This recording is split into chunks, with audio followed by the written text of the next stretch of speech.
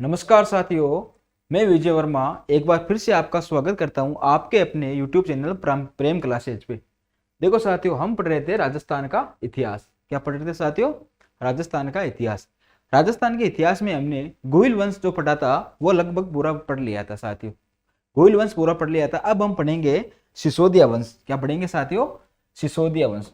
गोहिल वंश के बारे में आपको रिवाइज करा देता हूँ। जो गोहिल वंश का शासक था, मैंने राव रतन सिंह तक आपको बता दिया था। राव रतन सिंह जो था, ये जो राव रतन सिंह था साथियों, राव रतन सिंह, ये गोहिल वंश के रावल शाखा का अंतिम शासक था।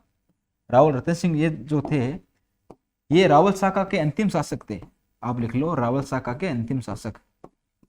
रावल शाखा के अंतिम शासक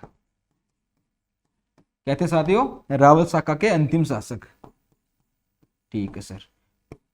बाकी जो मैंने गोहिल वंश के बारे में जो आपको पिछले की क्लास है उनमें सारी बातें बता दी है। अब हम पढ़ेंगे सिसोदिया वंश। क्या पढ़ेंगे साथियों? सिसोदिया वंश। देखो, ये इसके बारे में मैंने आपको पहले क्लास में बता दिया था। और ये चित्तौड़ का किला जो बनाया था साथियों, वो बनाया था चित्रांगद मौर्य ने। कौन से थे? चित्रांगद मौर्य ने।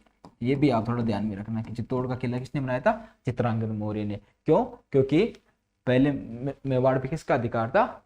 मौर्यों का अधिकार था। भाई हमने पढ़ा था ना कि बप्पा रावल ने 734 में मान मौर्य को हराकर राजा बना था, तो इसलिए चित्रांगद मौर्य ने चित्तौड़ के किले का निर्माण करवाया साथियों। उसके आगे हम पढ़ते हैं सिसोदिया वंश। देखो साथियों, मैंने पीछे आपको एक बात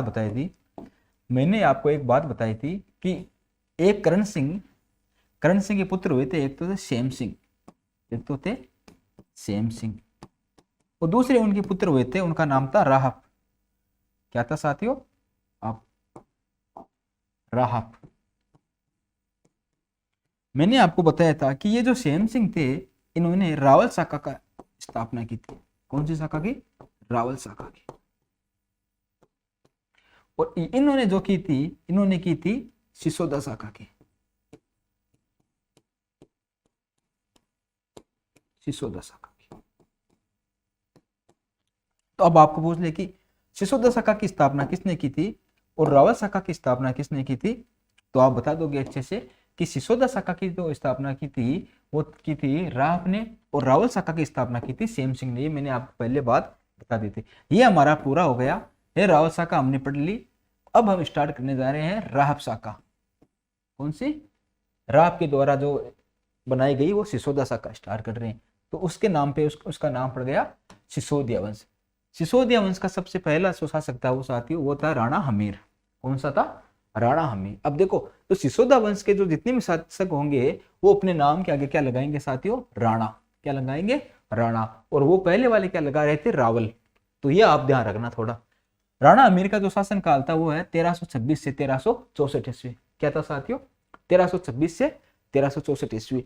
ये जो राणा हमीर है, आपको मैंने बताया था कि अलाउद्दीन खिलजी के युद्ध करने के बाद में अलाउद्दीन खिलजी ने अपने पुत्र खिज्र का को मेवाड़ का शासक बना दिया था। उसके बाद में खिज्र का ने मालदेव चौहान को बना दिया था। मालदेव चौहान के बाद में जैसा चौहान के बाद में आया बनवीर चौहान। 2-3 शासक हो रहे। तो ये जो राणा हमीर था, ये बनवीर चौहान को हरा के शासक बना था। तो आप लिख लो यहाँ पे बनवीर चौहान। कौन सा चौहान? बनवीर चौहान। तो आपको पूछ ले कि राणा हमीर जो शासक बना था वो किसको हरा के बना था? बनवीर चौहान को। ठीक है सर, ये हमने लिख लिया। अमर सिंह जो थे ये जो राणा हमीर थे, उनके पिता का नाम क्या था? अमर सिंह। उनके पिता का क्या नाम था साथियों? अमर सिंह। तो आपको कोई पूछ ले कि राणा हमीर के पिता का नाम क्या था? अमर सिंह। ये भी आप थोड़ा बात ध्यान में रखना। अब उपाधि, अब इसके बारे में हम पढ़ते हैं। उपाधि, राणा हमीर के देखो मुख्य उपाधि है, क्वेश्चन आता है एग्जाम में। तो पहले आपको कोई पूछ ले कि मेवाड़ में विषम घाटी पंचानन के नाम से किसे जाना जाता है, तो आप लिखो विषम घाटी पंचानन। विषम घाटी पंचानन के नाम से किसे जाना जाता है साथियों? तो है हमीर। दूसरा नाम है वीर राजा। उपाधि किसकी है? वीर राजा की साथियों। तो वीर राजा की उपाधि किसे दी गई है साथियों? वीर राजा की उपाधि दी गई है राणा हमीर को। किसमें पता चलता है रसिक प्रिया की टिक्काएं हैं। रसिक प्रिया की टिक्का किसकी थी? जयदेव की। रसिक प्रिया की टिक्का जयदेव की। इसमें पता चलता है कि इसको वीर राजा की उपाधि दी गई थी। ठीक है साथियों, तो ये दो इनकी उपाधि इंपोर्टेंट है। अगला इसको बोलते हैं मेवाड़ का उद्धारक। क्या बोलते हैं साथियों? मेवाड़ का उद्धारक। पहले ये देख लो, यहाँ पे खाली स्लाइड में देखते हैं। मेवाड़ का उद्धारक किसको बोलते हैं? राणा हमीर को। तो लिखो मेवाड़ का उद्धारक। मेवाड़ का उद्धारक। ठीक है साथियों, मेवाड़ का उद्धारक कौन हो गया साथियों? राणा हमीर। क्यों बोलते हैं? मैंने अभी आपको बताया था, क्योंकि आपको पता है कि पहले जो खिज्जर खां के बाद खिज्जर खां के बाद में जो जितने भी शासक हुए थे, अभी बताया चौहानों के हाथों में गया था। उसके बाद में मेवाड़ का जो राज्य था वो डगमगा गया था, लेकिन वापस नींव किसने रखी थी? सिसोदिया वंश की, वो रखी थी राणा हमीर ने। तो इसलिए राणा हमीर को मेवाड़ का उद्धारक कहा जाता है। अगला हम पढ़ते हैं। ये जो राणा हमीर था, इसके शासनकाल में इनके समकालीन दिल्ली का शासक था मोहम्मद बिन तुगलक। कौन सा था साथियों? मोहम्मद बिन तुगलक। ये देखो सिंगोली का युद्ध, मोहम्मद बिन तुगलक और राणा हमीर के मध्य सिंगोली का युद्ध होता है। कहां पे होता है? सिंगोली का युद्ध होता है 1336 ईस्वी में। कब होता है? 1336 में सिंगोली का युद्ध होता है। सन 1336 में सिंगोली का युद्ध होता है। किस किस के बीच में होता है? हम लिखते हैं यहाँ पे। पहला तो लिखता है राणा हमीर। पहला कौन है? राणा हमीर। ठीक है सर। और अगला कौन हो गया? मोहम्मद बिन तुगलक। मोहम्मद बिन तुगलक। मोहम्मद बिन तुगलक। ठीक है, तो राणा हमीर और मोहम्मद बिन तुगलक के मध्य सिंगोली का युद्ध होता है। ये जो सिंगोली का जो युद्ध है, ये हुआ था बांसवाड़ा में। ये सिंगोली का मैदान कहां पड़ता है? बांसवाड़ा में। उस टाइम ये बांसवाड़ा में पड़ता था, अब ये है एमपी में। कहां पे है? एमपी में। इस युद्ध में राणा हमीर की विजय होती है। इस युद्ध में राणा हमीर की जो है विजय होती है, मोहम्मद बिन तुगलक की हार होती है साथियों। तो ये थोड़ा सा ध्यान में रखना। सिंगोली का युद्ध 1336 में हुआ था, जिसमें राणा हमीर की विजय हुई थी, मोहम्मद बिन तुगलक की हार होती है। और ये सिंगोली का मैदान कहाँ पे पड़ता है साथियों? बांसवाड़ा में पड़ता है। ठीक है साथियों, राणा हमीर के बारे में हमने क्या क्या पढ़ा कि राणा हमीर को विषम घाटी पंचानन मेवाड़ का उद्धारक बोलते हैं साथियों। ठीक है, राणा हमीर को मेवाड़ का उद्धारक बोलते हैं। राणा हमीर के सिंगोली का युद्ध हुआ था।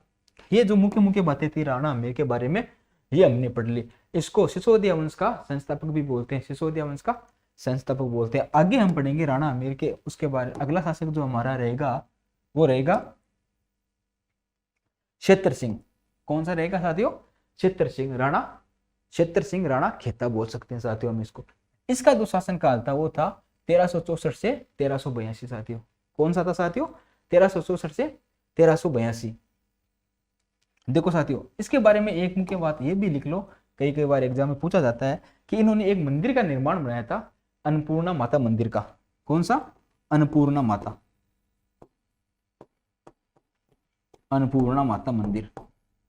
मंदिर बनवाया था इन्होंने। सिंगोली के युद्ध में विजय के पश्चात इन्होंने अन्नपूर्णा माता, कोष्ट में यहाँ पर लिख सकते हो बरवड़ी माता।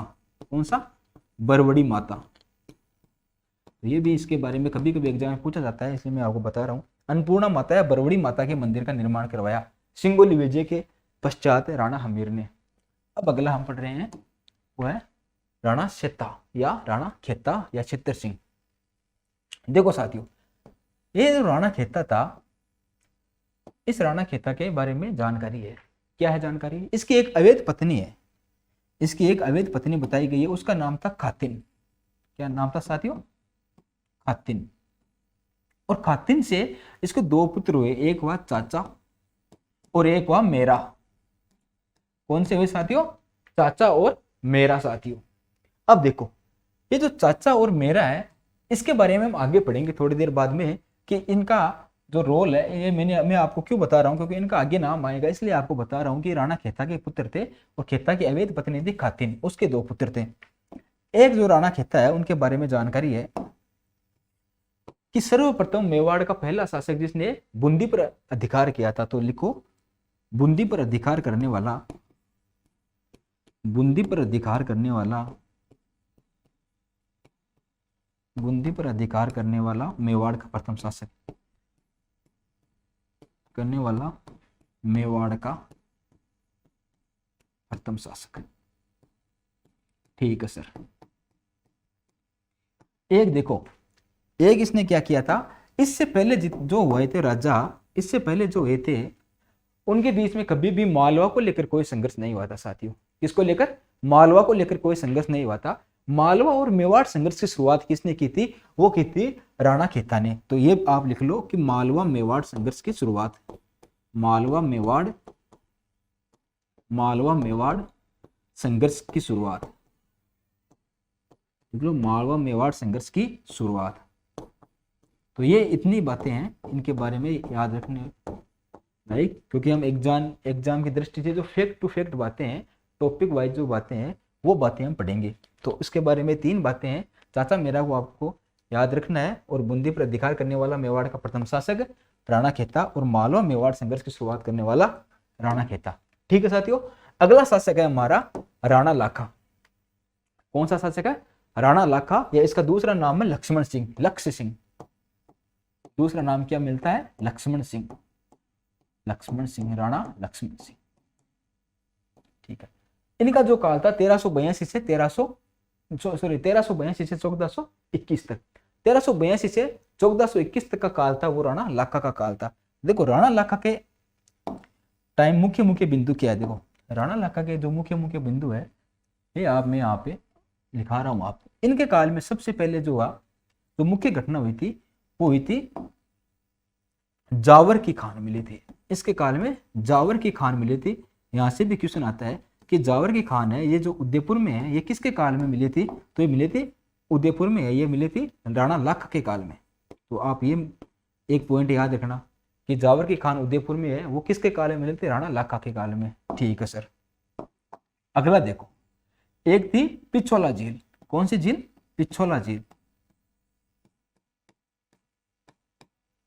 पिछोला झील। ठीक है। एक पिच्छू नामक बंजारा हुआ था, उसमें उसने उदयपुर में एक पिछोला झील का निर्माण करवाया था। उसने एक झील का निर्माण करवाया था, उस झील का नाम था पिछोला झील। कहाँ पे थे? उदयपुर में। तो उस बंजारे के नाम पर ही इस झील का नाम रखा गया पिछोला झील। बंजारे का नाम क्या था? पिच्छू नामक बंजारा। अगली जो बात है वो है नकली बूंदी जीती थी साथियों। इन्होंने क्या किया था साथियों? नकली बूंदी जीती थी, नकली बूंदी का किला बनाकर जीता था, नकली बूंदी का किला जीता।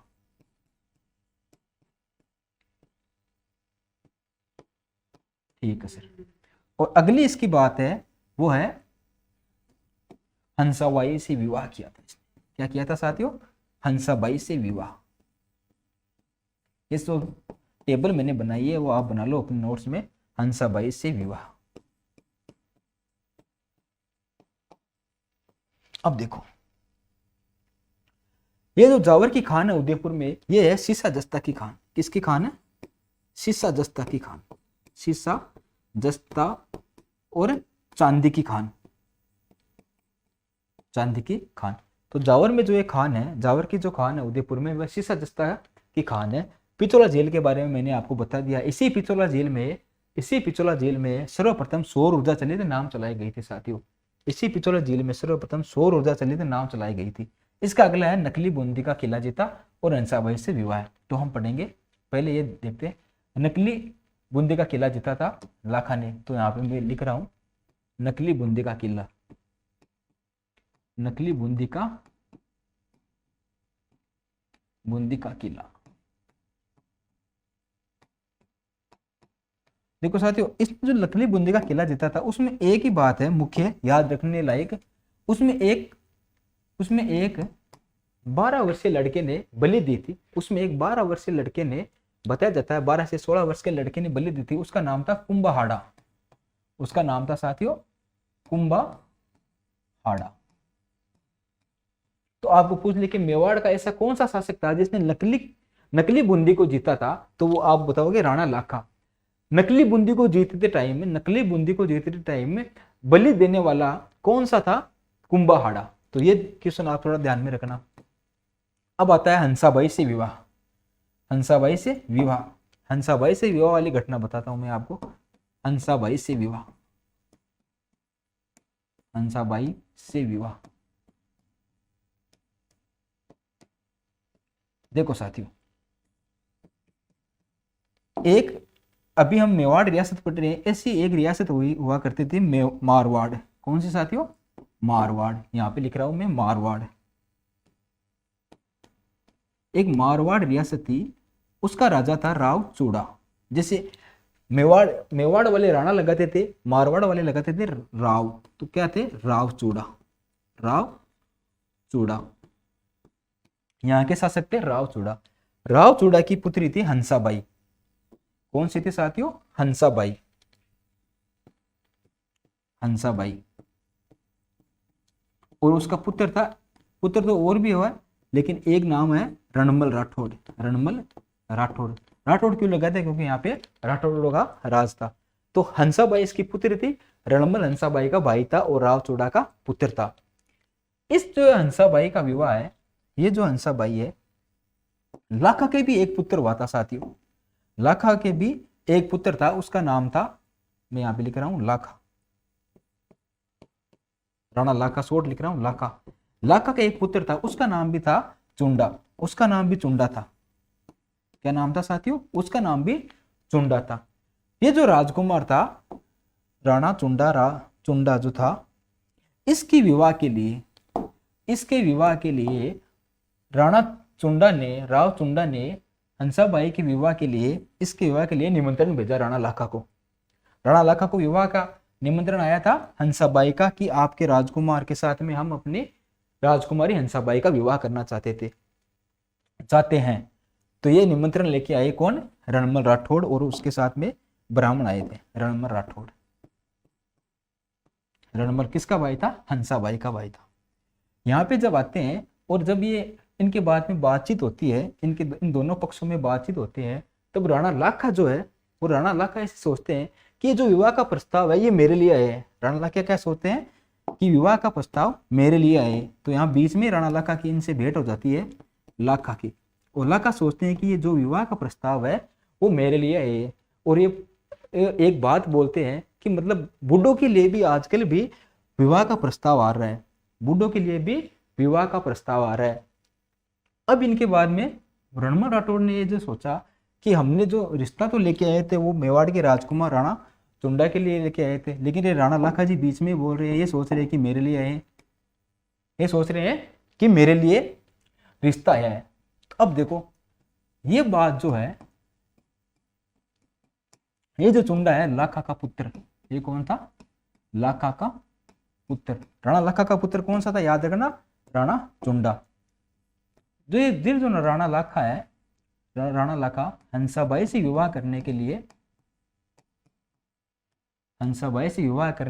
सहमति दे देते हैं, विवाह की सहमति। अब आपको पूछ ले कि हंसाबाई की विवाह की सहमति दी वो किसके साथ बनी थी? किसके साथ बनी थी? लाखा के साथ। विवाह तो करने आए थे राजकुमार चुंडा के साथ में, लेकिन बीच में जो शर्त हो गई वो किसके नारियल लेके आए थे, वो लाखा जी ने स्वीकार कर लिया। अब जो लाखा जी ने स्वीकार कर लिया तो चुंडा के जो था, चुंडा ने क्या किया कि जो उसके लिए जो विवाह का संदेश आया था, चुंडा ने मना करके बोला कि मैं विवाह नहीं करूंगा, मैं खुद स्वयं विवाह नहीं करूंगा, जबकि ये विवाह जो है मेरे पिताजी राणा लाखा को करना चाहिए। ठीक है। अब देखो रणमल राठौड़ जो था, रणमल राठौड़ उसके साथ में जो आए थे ब्राह्मण, उन्होंने विवाह की एक शर्त रखी थी। क्योंकि राणा लाखा जो था वो बूढ़े हो गए थे, इसलिए उन्होंने एक विवाह की शर्त रखी कि हम विवाह आपसे तभी करें जब हंसाबाई और आपसे जो पुत्र पैदा हो वो मेवाड़ का अगला राजा बने, वो मेवाड़ का अगला राजा बने। और ये बात जो राणा लाखा जी है, ये बात जो लाखा जी है वो स्वीकार कर लेते हैं साथियों। ये बात लाखा जी स्वीकार कर लेते हैं। किसकी सहमति से स्वीकार की थी? ये बात सबसे पहले चुंडा ने स्वीकार की थी कि मैं मेरा राजपाट त्यागने के लिए तैयार हूं, आप तो हंसाबाई का विवाह मेरे पिताजी के साथ में करिए, मैं त्यागने के लिए तैयार नहीं हूं, बल्कि मैं खुद इनसे जो उत्पन्न पुत्र होगा मैं खुद उनकी रक्षा भी करूंगा। तो ये बात तो सारी क्लियर हो गई। और उसके बाद में जो हंसाबाई थी उसका विवाह किसके साथ हो गया साथियों? राणा लाखा के साथ में हो गया, राणा लाखा के साथ में हो गया। अब देखो मुख्य बात, राणा लाखा के साथ में जब विवाह हो गया तो अब इससे जो उत्पन्न, उनसे जो पैदा होगा पुत्र, वो मेवाड़ का अगला राजा बनेगा। तो चुंडा को कुछ विशेष अधिकार दिए गए साथियों, ये मुख्य बात है। ये जो राव चुंडा था, राणा चुंडा था, इसको मुख्य अधिकार दिए गए, कुछ मुख्य अधिकार दिए गए। तो आप इस पे थोड़ा ध्यान रखना, कौन कौन से अधिकार, यहाँ पे लिख लो राणा चुंडा के अधिकार, क्या अधिकार दिए गए इसको जी। देखो थोड़ी ध्यान में रखो, राणा चुंडा को विशेषाधिकार दिए गए। पहला तो विशेषाधिकार ये दिया गया कि मेवाड़ में सबसे बड़ा ठिकाना था सलुम्बर। मेवाड़ का जो सबसे बड़ा ठिकाना था सलुम्बर, वो राणा चुंडा को दिया गया। सलुम्बर सबसे बड़ा ठिकाना था मेवाड़ का, सबसे बड़ा ठिकाना। ये किसको दे दिया गया साथियों? ये दे दिया गया राणा चुंडा को, और सलुम्बर को ठिकाना दिया। उसके साथ में ये किया कि आज के बाद में, राणा लाखा के बाद में जितने भी जो शासक होंगे उनका राज तिलक कौन करेंगे? सलुम्बर का सामंत करेगा। कौन करेगा साथियों? सलुम्बर का सामंत। तो लिखो राज तिलक, जो राज तिलक वो सलुम्बर का सामंत करेगा, सलुम्बर का सामंत, सलुम्बर का सामंत करेगा, सामंत करेगा। ठीक साथियों, अब देखो एक क्या विशेष अधिकार दिया गया कि जितने भी जो कागज हो गए, जितने भी जो दस्तावेज हो गए, राज के दस्तावेज हो गए, उस पे राजा के साथ साथ में सलुम्बर का जो सामंत था उसके भी हस्ताक्षर होंगे। क्या? तो हस्ताक्षर करने के अधिकार, हस्ताक्षर करने का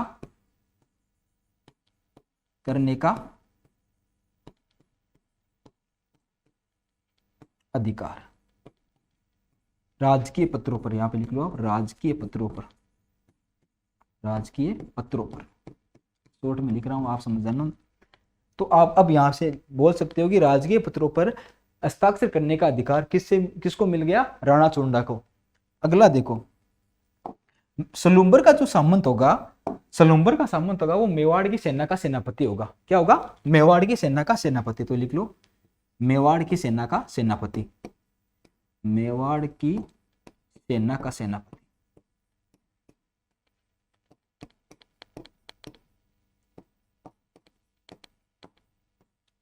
अब देखो कौन कौन से हो गए चुंडा के अधिकार, कौन कौन से हो गए? एक तो उसको मेवाड़ का जो सबसे बड़ा ठिकाना था सलुम्बर, वो मिल गया।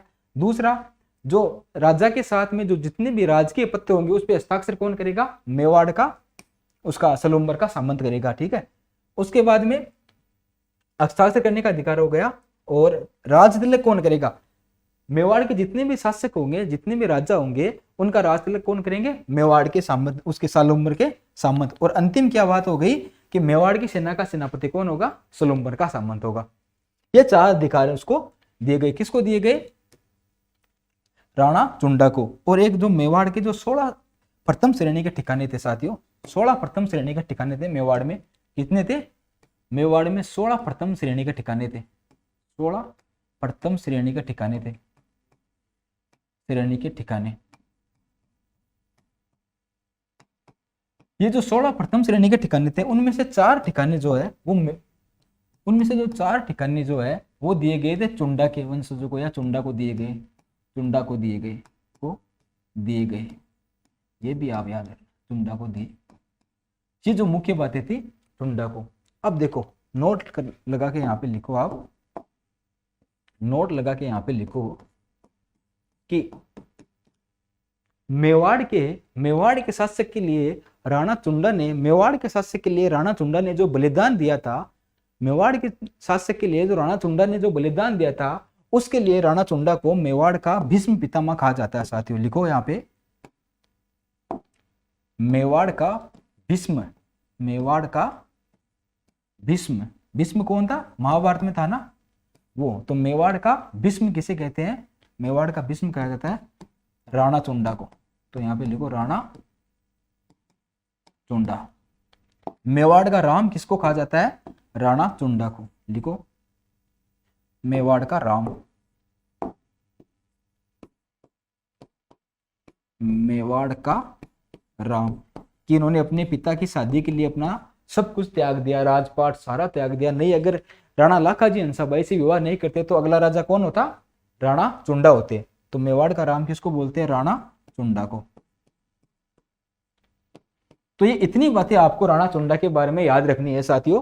कौन कौन सी? मैंने आपको सारी बातें पीछे बता दी है। अब देखो, अब ये बताओ कि जो हंसाबाई और राणा लाखा से जो पुत्र उत्पन्न होगा उसका संरक्षक कौन होगा? वो होगा राणा चुंडा। तो ये बात भी आपको बतानी नहीं पड़ेगी। अब देखो आगे, ये आपको मैंने क्या क्या बता दिया, आपको चुंडा के बारे में बता दिया सारा। उसके बाद में मैंने लाखा का ये जो कहानी थी वो मैंने शॉर्ट में बताई आपको, एकदम शॉर्ट करके वो कहानी बता दी मैंने आपको, कि आपको समझ में आ जाए कि हंसाबाई का विवाह किससे हुआ था? लाखा के साथ में हुआ था। किसकी बेटी थी? जोधपुर के राव चूड़ा की बेटी थी और जयमल की बहन थी।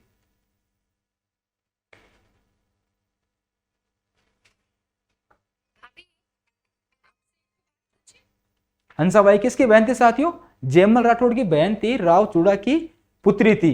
कहाँ की? जोधपुर की। तो ये बातें भी आपको थोड़ी ध्यान में होनी चाहिए। ये कहानी मैंने शॉर्ट करके आपको बता दी है ताकि आप समझ जाओ। इसके बाद में मैंने ये बता दिया, इसके बाद में ये बता दिया पूरा। अब हम पढ़ेंगे राणा लाखा के दरबारी विद्वान। देखो, राणा लाखा के दरबार में दो विद्वान हुए थे मुख्य। एक का नाम था जोटिंग भट्ट। एक का नाम क्या था साथियों? Jotting Bhatt, jotting Bhatt. और दूसरा का नाम था धनेश्वर भट्ट, धनेश्वर भट्ट। ठीक है, ये भी दो मुख्य है, इसको भी आप ध्यान रखना। अगला जो लाखा के बारे में मुख्य बिंदु है वो क्या है साथियों? कि राणा लाखा के काल में ही दिल्ली के तैमूरलंग ने, राणा लाखा के काल में ही भारत में तैमूरलंग का आक्रमण हुआ था। क्या हुआ था? तो लिखो, राणा लाखा के काल में, मेवाड़ के राणा लाखा के काल में ही दिल्ली पर तैमूरलंगों का हमला हुआ था। तो लिखो, राणा लाखा के काल में भारत पर, राणा लाखा के काल में भारत पर तैमूरलंग का हमला हुआ था साथियों।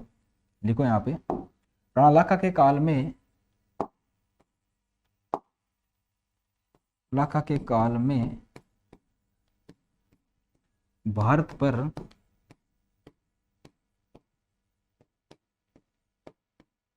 तैमूरलंग का हमला। ये भी थोड़ी मुख्य बात है, ये आप याद रख लेना कि राणा लाखा किसके काल में, मेवाड़ का कौन सा शासक था? जब भारत में तैमूरलंगों का हमला हुआ था तब मेवाड़ का शासक कौन था? राणा लाखा था। जावर की खान मैंने आपको बता दी, और पिछोला झील के बारे में मैंने आपको बता दिया, और ये जो सारी जानकारी थी वो मैंने आपको बता दी। नकली बूंदी के बारे में मैंने आपको बता दिया।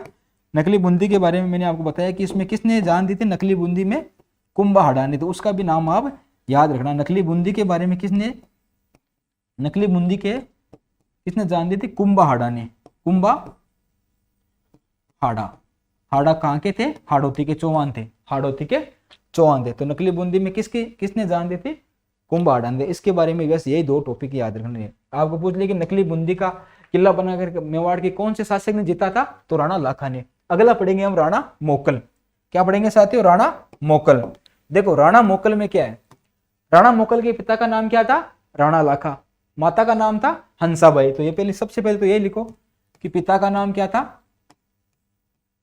राणा लाखा, राणा लाखा। ठीक है। माता कौन सी थी? माता थी हंसाबाई, माता थी हंसाबाई। कहाँ की थी हंसाबाई?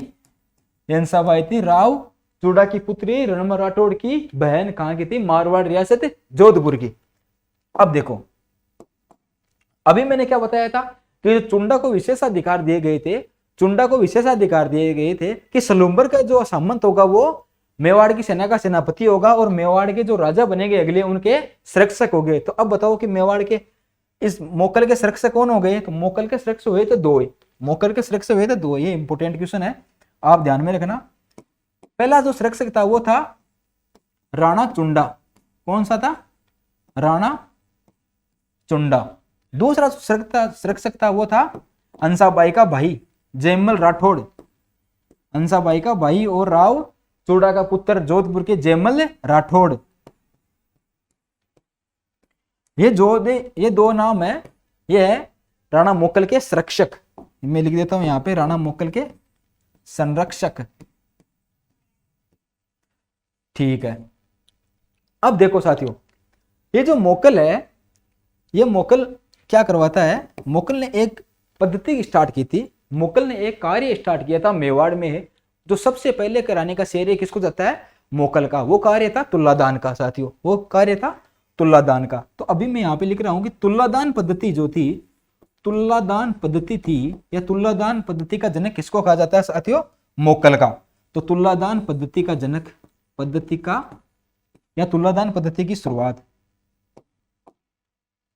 तुलादान पद्धति की शुरुआत किसने की थी,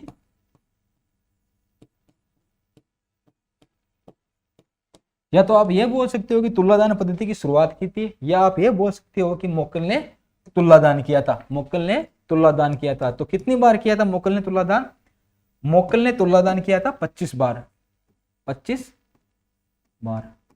राणा मोकल ने अपने जीवन में कुल 25 बार तुलादान किया साथियों। कितनी बार किया, कुल 25 बार तुलादान किया। और सबसे प्रमुख जो तुलादान किए थे, सबसे ज्यादा बार तुलादान किए थे, वो किए थे पुष्कर के वराह मंदिर में, पुष्कर के वराह मंदिर में, वराह मंदिर में। अब आप पूछोगे कि साथ कि सर तुलादान क्या होता है, तुलादान होता था कि मंदिरों में सोने चांदी आभूषण चढ़ाने की जो परंपरा स्टार्ट की थी, वो किसने की थी, मोकल ने। मंदिरों को भेंट देते थे सोने चांदी की, वो थी तुलादान। तो कहां पे की थी, सबसे प्रमुख भेंट की थी, वो पुष्कर में की थी, वराह मंदिरों में। कितनी बार तुलादान किया था, कुल 25 बार तुलादान किया था। अब देखो अगला, एक मैंने आपकी पिछली क्लास में बताया था कि बप्पा राहुल ने एकलिंग नाथ जी के मंदिर का निर्माण करवाया था साथियों, कैलाशपुरी उदयपुर में। उस मंदिर के परकोटे का निर्माण करवाया था। तो लिखो एकलिंग नाथ जी के मंदिर के परकोटे का निर्माण, लिखो एकलिंग नाथ जी के, एकलिंग नाथ जी के मंदिर के परकोटे का निर्माण, मंदिर के परकोटे का निर्माण। अब आपको कोई पूछ ले कि एकलिंग नाथ जी के मंदिर के परकोटे का निर्माण किसने करवाया था, तो कराया था राणा मोकल ने। किसने कराया था साथियों, राणा मोकल ने। एक देखो, एक मंदिर हुआ था, परमार वंश का शासक था भोज परमार, उसने एक मंदिर बनाया था, समधीश्वर मंदिर या त्रिभुवन नारायण मंदिर। क्या नाम था साथियों, समधीश्वर मंदिर। मैं शॉर्ट में लिख रहा हूं यहां पे, समधीश्वर मंदिर, या कौन क्या नाम था, त्रिभुवन नारायण मंदिर, त्रिभुवन नारायण मंदिर, समधीश्वर मंदिर या त्रिभुवन नारायण मंदिर। इस मंदिर का जो निर्माण किया था, वो किया था साथियों, परमार वंश का राजा था भोज परमार। क्या था साथियों, भोज परमार। लेकिन इस मंदिर का जो जीर्णोद्वार किया था, हम क्या पढ़ रहे हैं, इंपॉर्टेंट बात क्या है, जीर्णोद्वार। जीर्णोद्वार का मतलब होता है दोबारा इस मंदिर का काम कराया था। वो किसने कराया था, वो कराया था मेवाड़ के शासक राणा मोकल ने। किसने कराया था, राणा मोकल ने। ये क्वेश्चन इंपॉर्टेंट है साथियों, स्टार लगा लेना। ये क्वेश्चन एग्जाम में पूछा जाता है सीधा सीधा कि मोकल मंदिर है और इस मंदिर को देखो साथियों, राणा मोकल ने इसका जीर्णोद्वार करवाया। इस जीर्णोद्वार कराने के कारण इस मंदिर को वर्तमान में कौन से मंदिर के नाम से जाना जाता है, मोकल मंदिर। कौन से मंदिर के नाम से, मोकल मंदिर। अब आपको पूछ ले कि समधीश्वर मंदिर या त्रिभुवन नारायण मंदिर का जीर्णोद्वार किसने करवाया था, राणा मोकल ने कराया था। और इसके बाद में इस मंदिर को कौन से नाम से जाने लगा, मोकल मंदिर के नाम से। तो ये थी राणा मोकल के बारे में मुख्य बातें। कौन सी, तुलादान करवाया था, एकलिंग नाथ जी मंदिर के परकोटे का निर्माण करवाया था, और मोकल मंदिर का निर्माण करवाया था। अगला हम इसके बारे में जो बात पढ़ेंगे, इसकी मृत्यु हुई थी साथियों।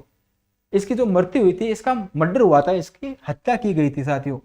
तो राणा मोकल के हत्यारे कौन से थे साथियों, लिखो हत्या यहां पे। अभी मैंने आपको पीछे बताया था राणा खेता अभी मैंने आपको बताया था कि राणा खेता की एक अवैध पत्नी हुई थी, उसका नाम था खातिन, और उसके 2 पुत्र हुए थे साथियों, चाचा और मेरा। तो चाचा और मेरा जो थे, इन्होंने ही इसकी हत्या की थी, चाचा और मेरा। और इनके साथ में इनका एक दोस्त था, इनका एक दोस्त था, उनका नाम था मेहपा पंवार। क्या नाम था साथियों? मेहपा पंवार। तो चाचा मेरा और मेहपा पंवार ने मिलकर राणा मोकल की हत्या कर दी साथियों। इनकी हत्या कर दी, राणा मोकल की हत्या कर दी। क्योंकि इनका जो संरक्षक था, अब आप पूछोगे कि इनके तो संरक्षक बनाए गए थे दो दो, फिर भी इनकी हत्या कैसे कर दी? अब इन संरक्षक के बारे में बताता हूं मैं आपको। इनके जो संरक्षक थे, एक तो था रणमल राठौड़, एक तो जो था रणमल राठौड़, वो तो कहाँ का था? जोधपुर का। तो ये रणमल राठौड़ तो जोधपुर गए हुए थे। ये रणमल राठौड़ जो थे वो जोधपुर गए हुए थे साथियों। कहाँ पे? जोधपुर गए हुए थे, क्योंकि ये जोधपुर के थे। जोधपुर में भी इनको राजपाट संभालना पड़ता था, तो ये तो जोधपुर गए हुए थे।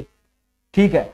और ये जो राणा चुंडा थे, ये जो राणा चुंडा, जो राणा लाखा के बड़े पुत्र थे राणा चुंडा, जिनको भी जो सलूम्बर के सामंत दिया गया, सलूम्बर का सामंत करार दिया गया, ये इनके संरक्षक थे। तो इन्होंने, इनके बीच में क्या होता है कि जो हंसाबाई होती है, जो हंसाबाई थी राणा मोकल की माता, हंसाबाई और राणा चुंडा के बीच में कहासुनी हो जाती है। राणा चुंडा के बीच में कहासुनी हो जाती है, और हंसाबाई और राणा चुंडा के बीच में कहासुनी हो जाती है। और राणा चुंडा क्या होते हैं, वो होरंगशाह के पास चले जाते हैं। कहां, किसके पास चले जाते हैं साथियों? होरंगशाह के पास चले जाते हैं। यहां पे लिख लो, होरंगशाह के पास, होरंगशाह के पास चले जाते हैं।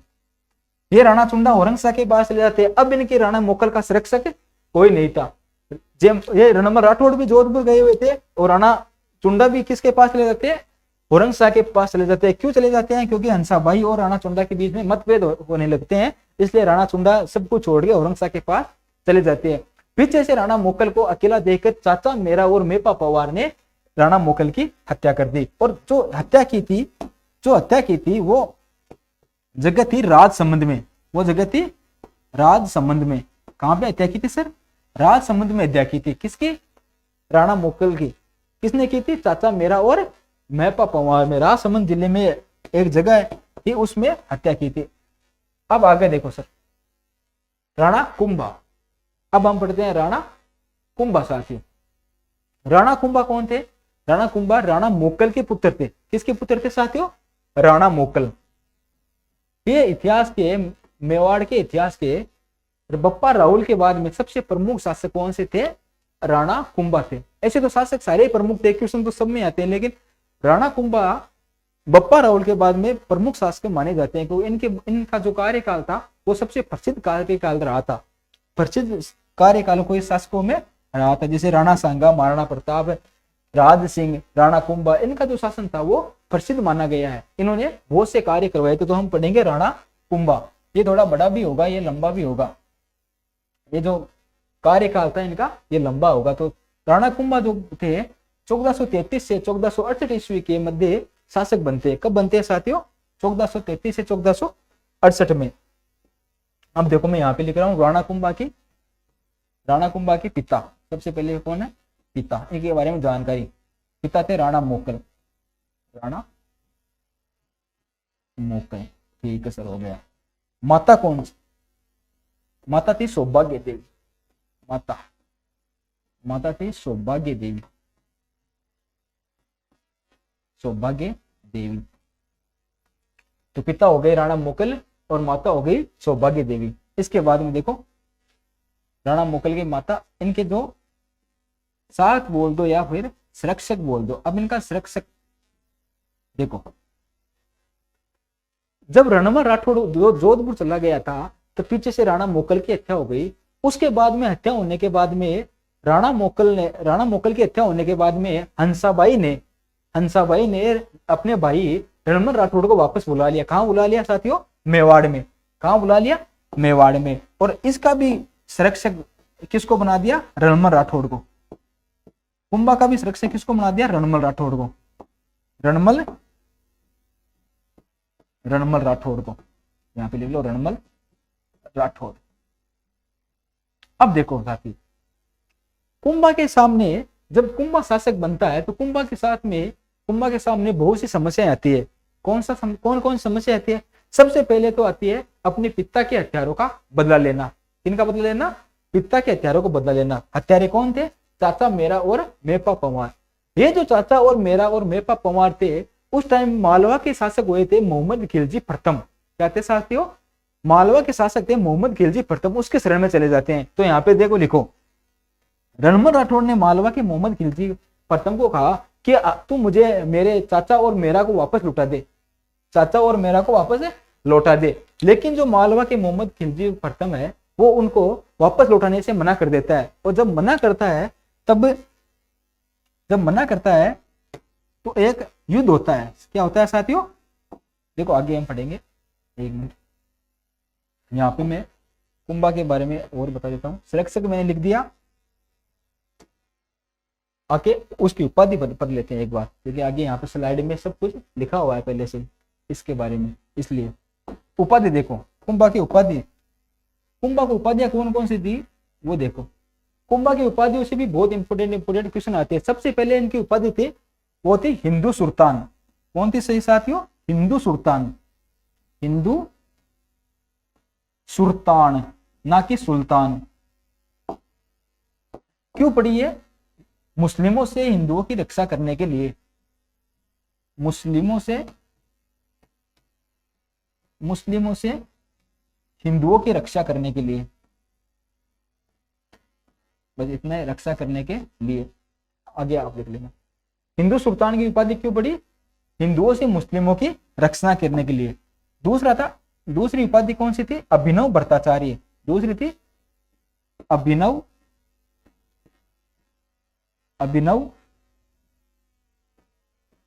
भट्टाचार्य, या इसको बोल सकते हैं नव्य भारत। ये उपाधि थी संगीत में निपुण होने के कारण। कौन सी? किसके कारण? संगीत में निपुण होने के कारण अभिनव भट्टाचार्य नव्य भारत का उपाधि दी गई। अगली, इनको हाल गुरु बोलते थे, हाल गुरु। ये उपाधि क्यों मिली? इन्होंने पहाड़ी दुर्गों पर कब्जा किया था। इसमें पहाड़ी दुर्गों पर कब्जा करने के लिए, तो आप लिख लो यहाँ पे, पहाड़ी दुर्गों पर कब्जा करने के लिए, पहाड़ी दुर्ग जीतने के लिए, पहाड़ी दुर्ग जीतने के कारण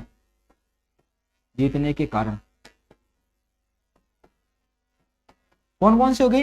हिंदू सुल्तान, अभिनव भट्टाचार्य, हाल गुरु, सेल गुरु। क्या थी साथियों? सेल गुरु, हाल गुरु, सेल गुरु, राणे राय। यहां पे मैं लिख रहा हूं राणे राय बोल सकते हो या राणे रासो बोल सकते हो। राणे राय या राणे रासो। हिंदू सुल्तान, अभिनव भट्टाचार्य, हाल गुरु, सेल गुरु, राणे राय, ये इतनी उपाधियां थी, ये मुख्य उपाधियां थी। ये किसकी थी?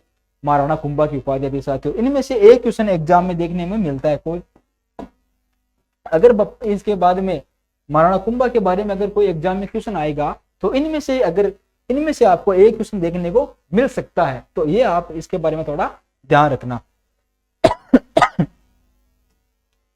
अगला देखो, अगला इनके एक प्रसिद्ध है, यहां से भी क्वेश्चन आता है साथियों। यह है आवल बावल की संधि। कौन से साथियों? आवल बावल की संधि। ये हुई थी सन 1453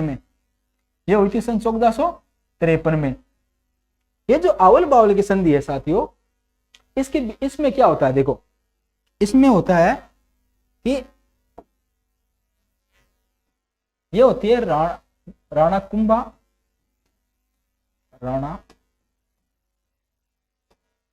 और राणा जोधा के बीच में।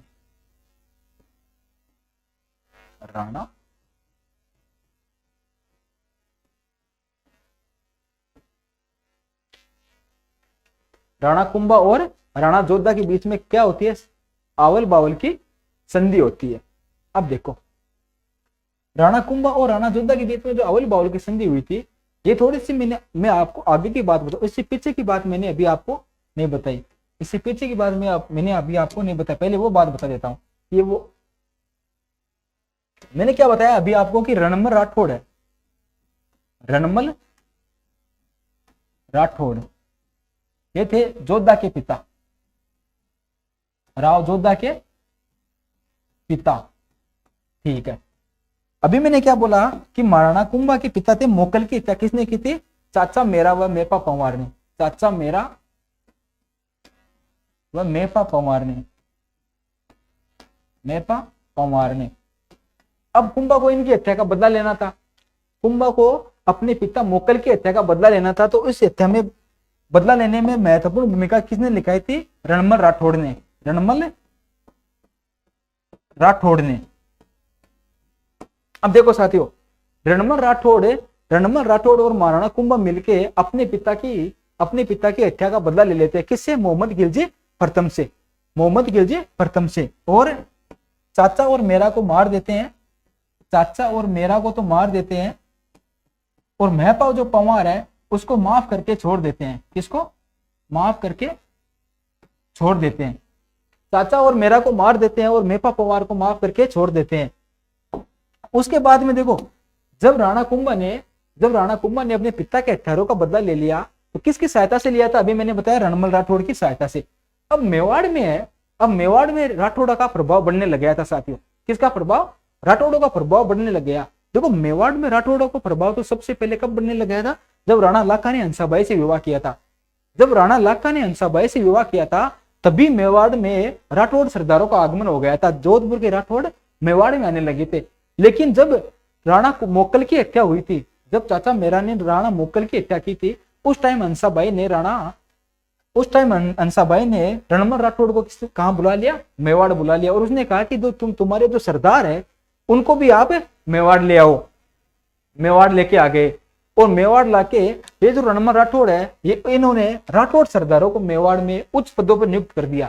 कहां पे नियुक्त कर दिया? मेवाड़ में उच्च पदों पर राठौड़ सरदारों को नियुक्त कर दिया। जिसके कारण मेवाड़ के सरदारों में जो क्या हुई थी, वो आक्रोश आ गया। और एक जो मुख्य बात जो थी, ये जो मुख्य बात थी, रणमल राठौड़ ने राव चूड़ा का भाई था, उसकी हत्या कर दी साथियों। किसकी हत्या कर दी? राव चुंडा के भाई था। राव चुंडा का भाई था, उसकी हत्या कर दी। राव चुंडा के भाई की हत्या। जब रणमल राठौड़ के द्वारा राव चुंडा के भाई की हत्या करती है, तब मेवाड़ के शासकों में, मेवाड़ के जो सरदार थे, उनमें आक्रोश होता है। तब वो मेवाड़ के महाराणा कुंभा को बोलते हैं कि अब आप जो राठौड़ों का प्रभाव बढ़ रहा है उसको खत्म करो, उसको मेवाड़ से खत्म करो। अब मेवाड़ में राठौड़ों का जो प्रभाव बढ़ रहा था, उसके वो सबसे विकट समस्या हो गई। किसके सामने? महाराणा कुंभा के सामने। पहले तो थी अपने हत्यारों का बदला लेना, वो तो पूरा हो गया। उसके बाद में अब ये समस्या हो गई। तो देखो, इसमें क्या करता है महाराणा कुंभा? योजना बनाता है।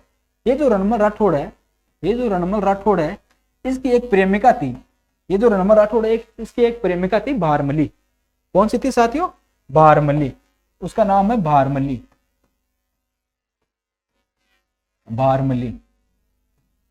एक दिन क्या करता है ये रणमल राठौड़ है, शराब पीकर भारमली के पास जाता है और भारमली को बोलता है कि अब मैंने मेवाड़ में जितने भी उच्च पद है उस पे तो राठौड़ सरदारों की नियुक्ति कर दी। अब मैं क्या करूंगा? राणा कुंभा को मारूंगा। किसको मारूंगा? राणा कुंभा का। ये रणमल राठौड़ भारमली को बोलता है कि अब मैं राणा कुंभा को मारूंगा।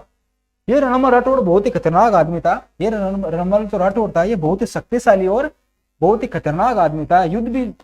युद्ध नीति में भी बहुत ही प्रसिद्ध आदमी था। इसलिए भारमली ने सोचा कि अगर राणा कुंभा की ये आदमी हत्या कर देगा तो फिर पूरा काम ही खराब हो जाएगा। तो ये जो भारमली है, ये भारमली आके राणा कुंभा को सारी बात बताती है। भारमली आके राणा कुंभा को बताती है कि सर साहब, आपको मारने की साजिश कर रहा है। कौन कर रहा है? रणमल राठौड़ कर रहा है।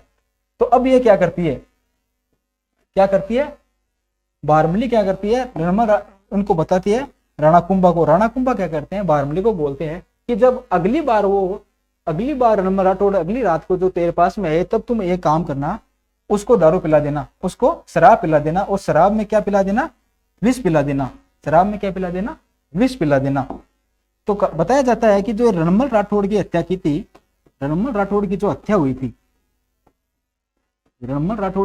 हुई थी साथियों, वो किसके सहयोग से की थी? महाराणा कुंभा ने। उसकी दासी थी भारमली। दासी कौन सी थी?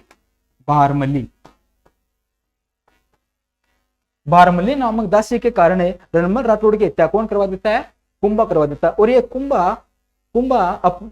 कुंभा ने रणमल राठौड़ की हत्या भारमली से करवा दी। और ये भारमली अपने प्रेमी रणमल राठौड़ को दारू में या शराब में, आप बोल सकते हो, विष मिला देती है। क्या मिला देती है?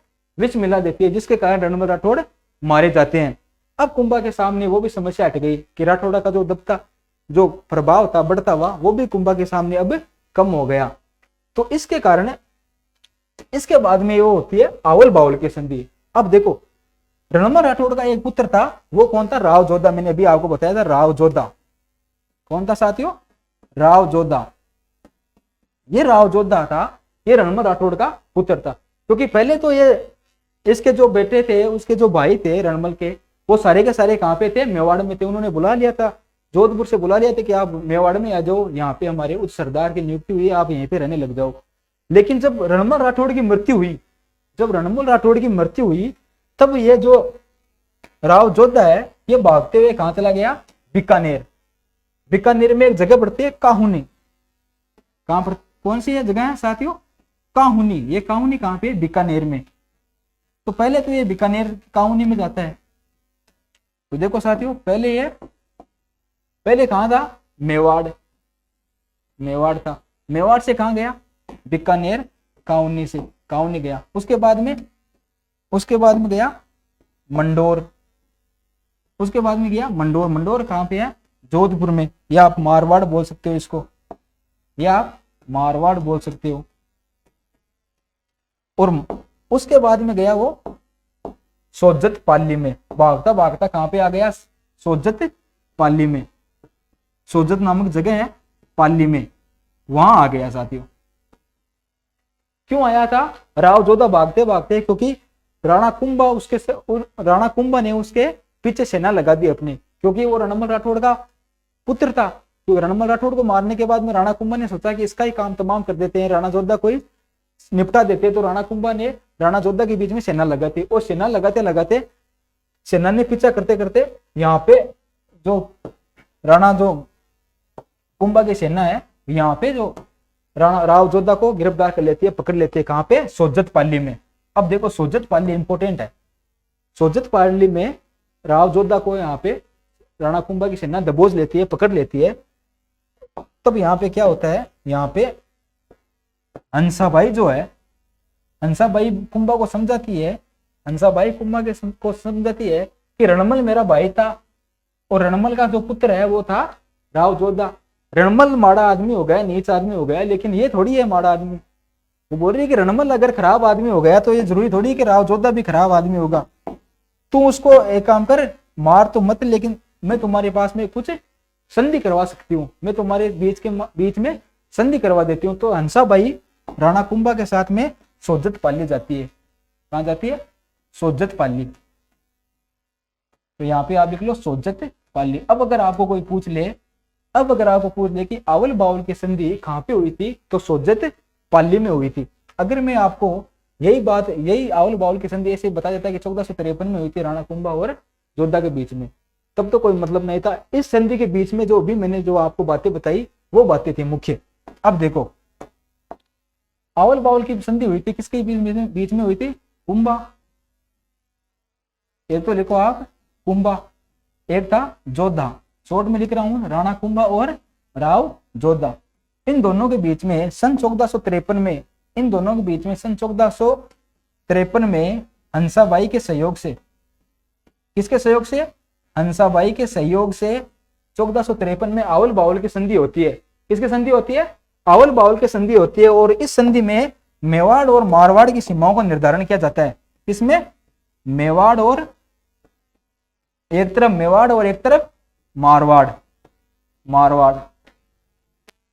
तो मेवाड़ और मारवाड़ की सीमाओं का निर्धारण किया जाता है इस संधि के तहत। और इस संधि के तहत एक बात और होती है, इस संधि के तहत एक रिलेशन बनता है। जो राव जोधा था, मारवाड़ का जो राव जोधा था, वो अपनी पुत्री श्रृंगार कंवर का विवाह राणा जोधा अपनी पुत्री श्रृंगार कंवर का विवाह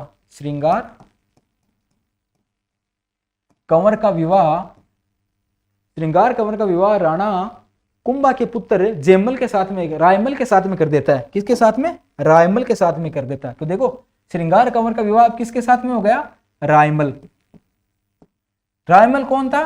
राणा कुंभा का पुत्र, ज्येष्ठ पुत्र, राणा कुंभा का पुत्र। तो लिखो कुंभा का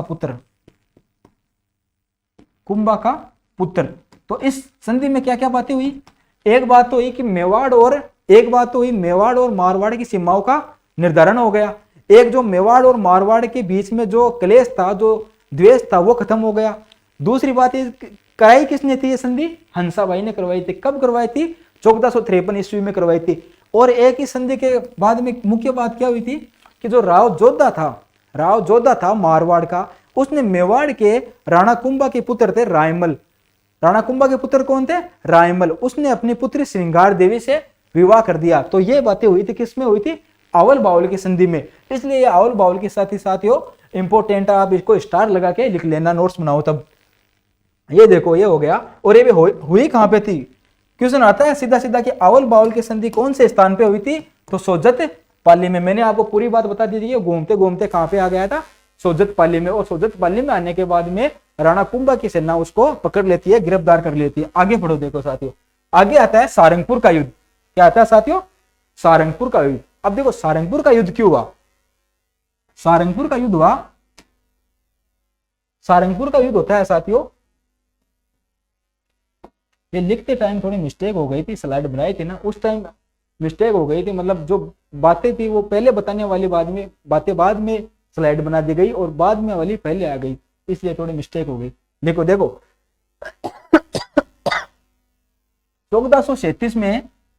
1437 में वो ये इसके बारे में जो बातें थी वो मैंने आपको बता दी थी पहले। इसके बारे में इस युद्ध के बारे में वही बातें थी, चाचा मेरा की हत्या करने वाली बातें। चाचा मेरा मेपा परिवार की हत्या का बदला लिया था ना रणमल राठौड़ के सहयोग से, किसने? कुंभा ने। वो बातें सारी इस युद्ध के बारे में है। तो मैं वापस आपको नहीं बताऊंगा, वापस आप लिख लो कि ये युद्ध किस किस के बीच में हुआ था? राणा कुंभा,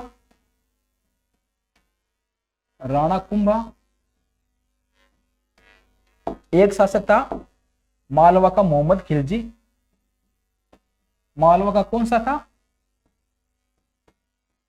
मोहम्मद खिलजी प्रथम।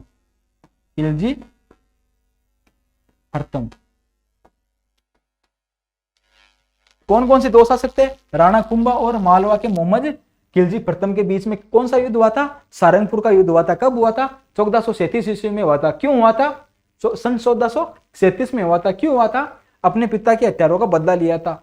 चाचा मेरा और मेपा पंवार वो कहां चले गए थे? मालवा के मोहम्मद खिलजी प्रथम के पास में चले गए थे। और रणमल राठौड़ की सहायता से राणा कुंभा ने सारंगपुर का युद्ध करके अपने पिता के हत्यारों का बदला लिया था, हत्या का बदला लिया था। ठीक है। ये सारंगपुर का मैदान कहां पड़ता है? एमपी में। सारंगपुर मध्य प्रदेश। ठीक है साथियों, ये हो गया। अब देखो आगे जो बात है, बात मैंने बता दी, लेकिन ये क्वेश्चन इंपॉर्टेंट है साथियों। ये क्वेश्चन इंपॉर्टेंट है। ये क्वेश्चन क्यों इंपॉर्टेंट है देखो मैं बताता हूं।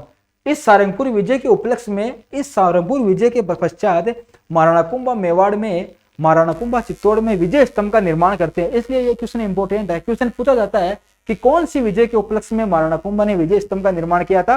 तो आप क्या बताओगे? सारंगपुर के युद्ध के विजय के पश्चात में विजय स्तंभ का निर्माण किया गया था। अब देखो पढ़ो आगे। नागौर का उत्तराधिकारी संघर्ष, ये उल्टा हो गया पूरा का पूरा, ये हो गया। अब देखो ये देखो नागौर का उत्तराधिकारी संघर्ष, ये जो है यहां से स्लाइड सही चल रही है। नागौर का जो उत्तराधिकारी संघर्ष था वो किस किस के बीच में हुआ था? शम्स का और मुजाहिद का। दो शासक थे नागौर के, शम्स का और मुजाहिद का। पहले ये जो मुजाहिद का था ये नागौर का शासक था। पहले नागौर का शासक कौन सा था? मुजाहिद का। मैं यहाँ पे लिख रहा हूं नागौर का शासक था मुजाहिद का। इस मुजाहिद खां को राणा कुंभा हरा देता है, युद्ध करके राणा कुंभा हरा देता है। मैं शॉर्ट में लिख रहा हूं यहाँ पे, राणा कुंभा कौन हरा देता है? मुजाहिद खां को, नागौर के शासक मुजाहिद खां को राणा कुंभा हरा देता है युद्ध करके। और शासक किसको बना देता है? शम्स खां को। अब मुजाहिद खां को तो हरा दिया राणा कुंभा ने, और इसकी जगह किसको शासक बना दिया? शम्स खां को। अब ये शम्स क्या करता है? थोड़े दिन तो सही कुंभा के कहने में चलता है, कुछ दिन तो कुंभा के कहने में चलता है, और कुछ दिन बाद में, थोड़े दिन बाद में कुंभा के विरुद्ध बगावत करने लग जाता है। कुंभा की बातें मानना बंद कर देता है। तो कुंभा ने इसका क्या इलाज कर दिया? कुंभा ने वापस इसको हटा दिया, वापस शम्स खां को हटा दिया। अब ये शम्स खां क्या करता है? जब कुंभा को हटाया था तो ये शम्स खां क्या करता है? ये गुजरात का एक शासक था उस टाइम, कुतुबुद्दीन शाह। गुजरात का उस टाइम शासक था कुतुबुद्दीन शाह है। कुतुबुद्दीन शाह, से नहीं, हाँ कुतुबुद्दीन शाह।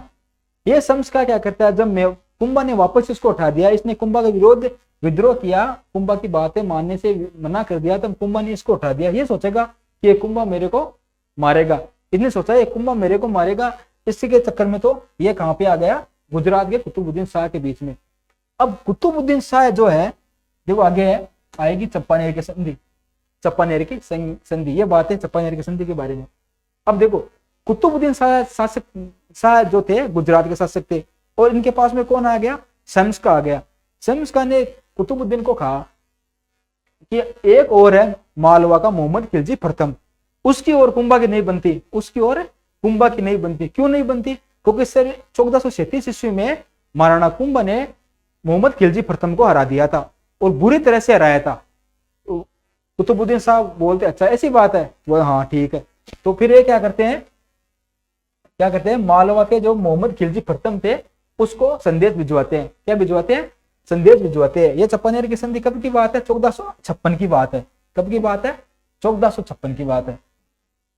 कुतुबुद्दीन शाह जो थे गुजरात के, वो मोहम्मद खिलजी प्रथम के बीच के सामने संदेश भिजवाते हैं कि हम एक संधि करेंगे। क्या करेंगे, एक संधि करेंगे जिसका नाम क्या, चंपानेर की संधि। अब क्वेश्चन आता है कि चंपानेर की संधि किस किस के बीच में हुई, तो आप लिखो मालवा के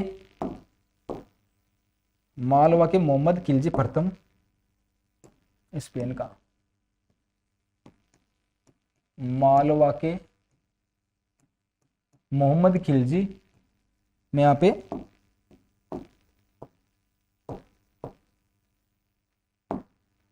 मालवा के मोहम्मद, शॉर्ट में लिख रहा हूं मोहम्मद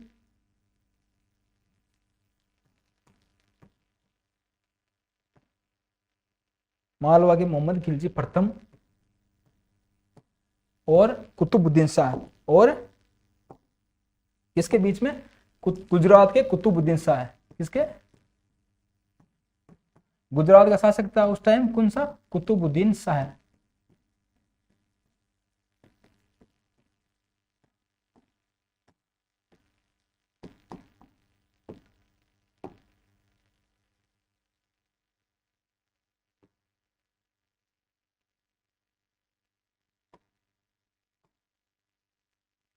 मालवा के मोहम्मद खिलजी प्रथम और कुतुबुद्दीन शाह के बीच में सन 1456 में चंपानेर की संधि होती है साथियों। कौन सी होती है, चंपानेर की संधि होती है। और इस संधि में क्या बात होती है साथियों, इस संधि में होती है कि हम दोनों की संयुक्त सेना मेवाड़ के महाराणा कुंभा को हराएंगे। क्या होती है साथियों, कि इन दोनों की सेना मिलकर मेवाड़ के महाराणा कुंभा को हराने का प्लान बनाती है। और ऐसा प्लान होता है कि युद्ध जीतने के बाद में मेवाड़ का जो बंटवारा होता है वो आधा तो हो जाएगा किसके बीच में, मालवा के, और आधा हो जाएगा गुजरात के कुतुबुद्दीन शाह के अंडर में। ऐसी जो संधि होती है, ऐसी बातें होने के बाद में एक संधि बनाई जाती है जिसका पता किसको लग जाता है, महाराणा कुंभा को। किसको पता लग जाता है, महाराणा कुंभा को। और एक युद्ध होता है अगली साल युद्ध होता है 1457 में, 1457 में युद्ध होता है साथियों। 1457 में युद्ध होता है, कौन सा युद्ध होता है, बदनौर का युद्ध। कौन सा युद्ध होता है साथियों, बदनौर का युद्ध। ये कौन किस किस के बीच में होता है, इन दोनों की संयुक्त सेना थी। किसकी, मालवा के मोहम्मद खिलजी प्रथम और गुजरात के कुतुबुद्दीन शाह की, दोनों की संयुक्त सेना। और एक किसकी सेना थी, यहां पे लिख रहा हूं मैं, एक किसकी सेना थी, महाराणा कुंभा की। किसकी, महाराणा कुंभा की। तो अब देख लो आप, यहां पे मैं फिर से नहीं लिखूंगा, आपको कोई पूछ ले कि बदनौर का युद्ध किस किस के बीच में हुआ था, तो आप बताओगे कि मालवा के मोहम्मद खिलजी प्रथम और गुजरात के कुतुबुद्दीन शाह दोनों की संयुक्त सेना ने मिलकर महाराणा कुंभा जो थे मेवाड़ के, उसकी सेना के साथ में युद्ध किया था। कब किया था, 1457 में किया था। ठीक है सर। इस युद्ध में महाराणा कुंभा की विजय होती है और इन दोनों की सेनाओं की बुरी तरह से हार होती है। तो बुरी तरह से हार हो जाती है, तो इस विजय के उपलक्ष्य में जो महाराणा कुंभा क्या करते हैं, ये बदनौर जो क्षेत्र है कहां पड़ता है, भीलवाड़ा में। कहां पड़ता है साथियों, भीलवाड़ा। एक हम कुलदेवी पढ़ेंगे, एक हम देवी पढ़ेंगे, जब हम लोक देवी पढ़ेंगे राजस्थान की, तब आएगी एक बदनौर माता।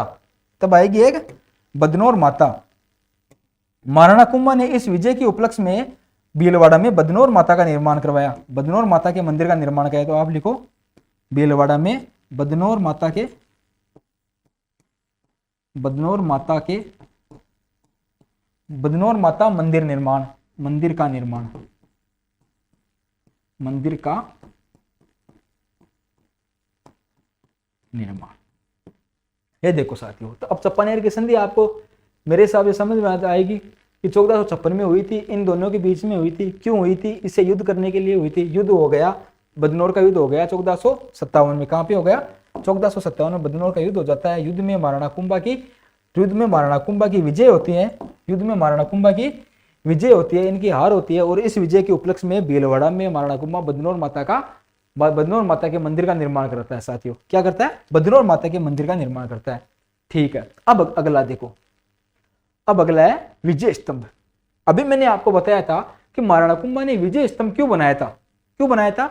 महाराणा कुंभा ने अपने पिता के मोक्कल की हत्या का बदला लेने के लिए, जो सारंगपुर का युद्ध हुआ था 1437 में, उस विजय के उपलक्ष्य में महाराणा कुंभा ने विजय स्तंभ का निर्माण करवाया था। अब देखो, ये जो विजय स्तंभ है, सबसे पहले हम विजय स्तंभ के बारे में बात करते हैं। तो विजय स्तंभ के बारे में क्या बात? ये विजय स्तंभ 9 मंजिला भवन है। ये जो इसकी मंजिलें है 1 2 3 4 5 6 7 8 9, विजय स्तंभ 9 मंजिला भवन है साथियों। तो आप यहां पे लिख लो, ये 9 मंजिला भवन है। देखो 9 मंजिला भवन, 9 मंजिला भवन। निर्माण किसने करवाया? यहां पे लिख रहा हूं मैं, निर्माण किसने करवाया?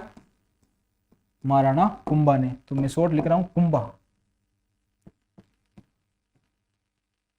ठीक है, अब देखो, ये जो विजय स्तंभ है, इसकी ऊंचाई कितनी बताई जाती है साथियों? 122 फुट। 122 फीट इस विजय स्तंभ की जो ऊंचाई है, ये कितनी बताई जाती है साथियों? 122 फीट। तो लिखो यहाँ पे ऊंचाई। क्या लिखो? ऊंचाई। लिखो ऊंचाई कितनी है? 122 फीट। और ये जो चौड़ाई है इस विजय स्तंभ की, ये जो चौड़ाई है, ये बताई जाती है साथियों 30 फीट। कितनी? 30 फीट। आप यहां पे लिख लो 30 फीट। और इस विजय स्तंभ में सीढ़ियां कितनी लगी हुई है साथियों? तो सीढ़ियां लगी हुई है 157।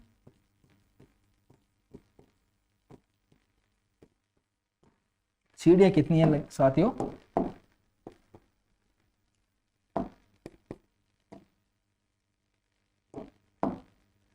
157 सीढ़ियां है। देखो विजय स्तंभ के बारे में, 9 मंजिला भवन है साथियों। ये जो विजय स्तंभ है, ये 9 मंजिला भवन है। निर्माण कुंभा ने करवाया। ऊंचाई 122 फीट है, सॉरी हाँ, ऊंचाई 122 फीट है, चौड़ाई है 30 फीट है, सीढ़ियां कितनी? 157। ये तो है विजय स्तंभ के बारे में सामान्य जानकारी। अब देखो, ये जो विजय स्तंभ है, इसके कुछ उपनाम भी है। ये इस विजय स्तंभ के कुछ उपनाम भी है, वो हम पढ़ेंगे इसमें। अच्छा, वो तो आगे आ गया। तो मैं एक खाली स्लाइड ले लेता हूं, यहाँ पे खाली स्लाइड। देखो विजय स्तंभ के उपनाम। विजय स्तंभ को भारतीय मूर्तिकला का विश्वकोश माना जाता है। कहां? किसका? भारतीय मूर्तिकला का विश्वकोश। तो आप लिखो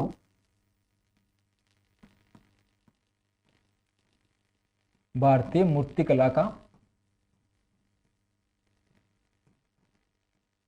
मूर्तिकला का विश्वकोश कि कौन सा है? विजय स्तंभ। ठीक साथियों, अगला देखो, अगला है मूर्तियों का अजायब घर। मूर्तियों का अजायब घर।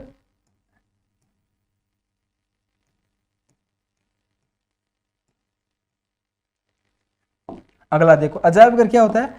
जहां पे कोई भी चीज हो वो बहुत सारी हो, जैसे खनिजों का अजायब घर बोलते हैं, मूर्तियों का अजायब घर होता है। वैसे अजायब घर का मतलब जहां पे कोई भी चीज हो पर्याप्त बहुत सारी हो, इसलिए अजायब घर बोलते हैं। मूर्तियों का अजायब घर, क्योंकि विजय स्तंभ पे काफी मूर्तियां हैं, इसलिए विजय स्तंभ को मूर्तियों का अजायब घर बोलते हैं। एक बोलते हैं गरुड़ ध्वज। एक क्या नाम मिलता है? गरुड़ ध्वज।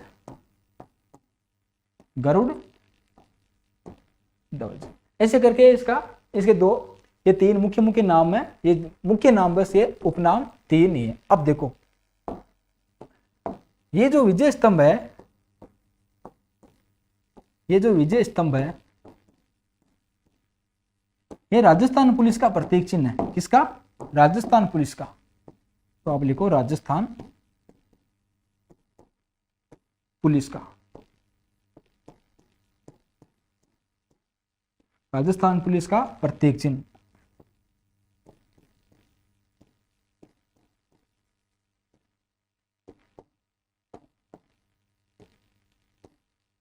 राजस्थान पुलिस का प्रतीक चिन्ह कौन सा है?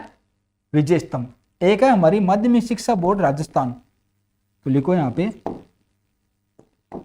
माध्यमिक शिक्षा बोर्ड, माध्यमिक शिक्षा बोर्ड राजस्थान, शिक्षा बोर्ड राजस्थान। उसका भी लोगो क्या है? विजय स्तंभ। तो ये भी 2 क्वेश्चन आप इंपोर्टेंट है, ये भी आप नोट करके लिख लेना, विजय स्तंभ।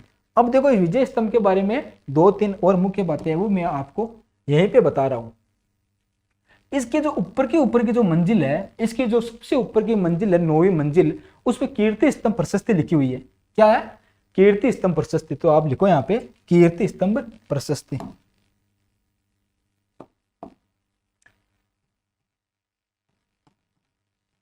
कीर्ति स्तंभ प्रशस्ति, ठीक है। इसकी जो 8वीं मंजिल है, इसकी जो 8वीं मंजिल है उस पर कोई मूर्ति नहीं है। उसकी जो 8वीं मंजिल है उस पर कोई मूर्ति नहीं है साथियों। तो लिखो ये 9वीं हो गई, ये हो गई, ये हो गई 8वीं। 8वीं पर कोई मूर्ति नहीं है, कोई मूर्ति नहीं। इसकी जो 3री मंजिल है साथियों, इसकी जो 3री मंजिल है ये वाली, इसमें इसकी जो 3री मंजिल है इसमें 9 बार अरबी भाषा में अल्लाह शब्द लिखा हुआ है। तो आप लिख लो 9 बार अल्लाह शब्द, अल्लाह शब्द। कौन सी भाषा में? अरबी भाषा में, अरबी भाषा। तो आपको पूछ ले कि विजय स्तंभ पर कीर्ति स्तंभ प्रशस्ति कौन सी मंजिल पे है? 9वीं मंजिल पे। 3री मंजिल पर 9 बार अल्लाह शब्द लिखा है। 8वीं मंजिल पर कोई मूर्ति नहीं है। ये कीर्ति स्तंभ प्रशस्ति है, वो कवि अत्रि और महेश भट्ट ने लिखी थी, जो हम आगे पढ़ेंगे। कुंभा के दरबारी कवि थे, दरबारी विद्वान थे। तो ये विजय स्तंभ के बारे में जो जानकारी थी, संपूर्ण जानकारी थी। और एक जानकारी याद रखना कि भारत का डाक टिकट जारी होने वाला, डाक टिकट जारी होने वाला प्रथम ये जो थी इमारत थी, या बोल सकते हो इसको विजय स्तंभ बोल सकते हो, या प्रथम इमारत बोल सकते हो। इसमें सबसे पहले डाक टिकट जारी हुई थी। ये भी आप थोड़ा ध्यान में रखना कि सबसे पहले डाक टिकट किस में जारी हुई थी? विजय स्तंभ पर। तो ये भी आप ध्यान रख सकते हो। अब देखो अगला, अगला क्या है? कीर्ति स्तंभ प्रशस्ति। मैंने बोला था ना आगे आ जाएगी। यह कीर्ति स्तंभ प्रशस्ति, ये मैंने अभी बोला था ना कि विजय स्तंभ की 9वीं इमारत पे कीर्ति स्तंभ प्रशस्ति है। किसने लिखी थी? तो लिखो कवि अत्रि व महेश भट्ट ने, महेश भट्ट ने। किसने लिखी थी साथियों? कवि अत्रि व महेश भट्ट ने। कौन सी? कीर्ति स्तंभ प्रशस्ति। इस प्रशस्ति में क्या लिखा है? इस प्रशस्ति में महाराणा कुंभा की जो जितनी भी उपलब्धियां थी, महाराणा कुंभा ने जितने भी कार्य किए थे, सांस्कृतिक उपलब्धियां, उसकी जो शासकीय उपलब्धियां, जो भी काम था, उस कीर्ति स्तंभ में प्रशस्ति में लिखा हुआ है। ठीक है, तो इसके बारे में यही इंपॉर्टेंट क्वेश्चन है कि इसकी जो रचना की थी वह महेश भट्ट व कवि अत्रि भट्ट ने की थी। तो ये 2 इंपॉर्टेंट क्वेश्चन है। ये प्रशस्ति इंपॉर्टेंट है, याद रखना, स्टार लगा लेना इसके, एग्जाम में पूछता है इसके बारे में। अगला देखो, अगला है प्रमुख किले। देखो अब जल्दी जल्दी पढ़ते हैं। किले, कुंभलगढ़। कुंभलगढ़ कहां पे है? राजसमंद में। कहां पे है? राजसमंद में। कुंभलगढ़ कहां पे है साथियों? राजसमंद में। कुंभलगढ़ के बारे में मुख्य मुख्य बातें क्या है? कुंभलगढ़ को मेवाड़ की आंख बोलते हैं। मेवाड़ की आंख, मेवाड़ की आंख। ये नहीं बताना पड़ेगा कि बार बार में इसको कुंभा ने बनाया था, क्योंकि हम कुंभा ही पढ़ रहे हैं, तो इसका निर्माण कुंभा ने करवाया था। तो इसका निर्माण किसने कराया था? कुंभा ने। लिख लो यहाँ पे कुंभा। ठीक है। मेवाड़ की आंख बोलते हैं। ठीक है। मेवाड़ और मारवाड़ की सीमा निर्धारण है। मेवाड़ व मारवाड़ सीमाओं का प्रहरी। मारवाड़ सीमाओं का प्रहरी का। ठीक है सर। मेवाड़ और मारवाड़ सीमाओं का प्रहरी कौन सा दुर्ग है? कुंभलगढ़। राजस्थान का सबसे ऊंचा किला कौन सा? मेवाड़। लिखो मेवाड़, सॉरी कुंभलगढ़। क्या है? कुंभलगढ़। राजस्थान का सबसे ऊंचा किला कौन सा है? कुंभलगढ़। तो लिखो राजस्थान का सबसे ऊंचा किला, राजस्थान का सबसे ऊंचा किला, ऊंचा किला। ठीक है। राजस्थान का सबसे ऊंचा किला मेवाड़। इसका सबसे ऊपरी भाग है उसका क्या बोलते हैं? कटारगढ़। लिखो सबसे ऊपरी भाग कटारगढ़। सबसे ऊपरी भाग कटारगढ़। कटारगढ़।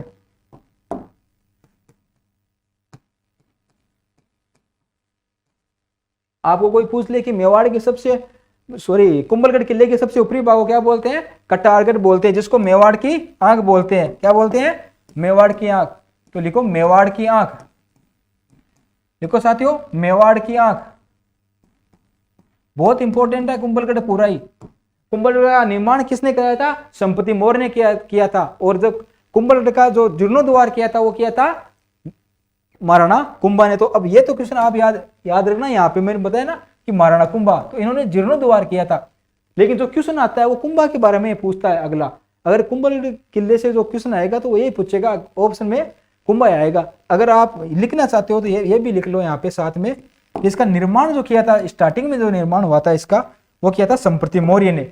निर्माण जो किया था वो किया था मौर्य वंश का संप्रति मौर्य। लिखो संप्रति मौर्य। और आधुनिक निर्माता कौन है? कुंभलगढ़ का और मांडलगढ़ का आधुनिक निर्माता कौन है साथियों? वो है महाराणा कुंभा। लगभग किलों का जीर्णोद्वार किसने करवाया था साथियों? महाराणा कुंभा ने। तो लिखो आप संप्रति मौर्य निर्माण किया था और वापस किसने जीर्णोद्वार किसने किया था? महाराणा कुंभा ने। मेवाड़ की आंख हो गई। इसके बारे में कौन कौन सी बातें हो गई?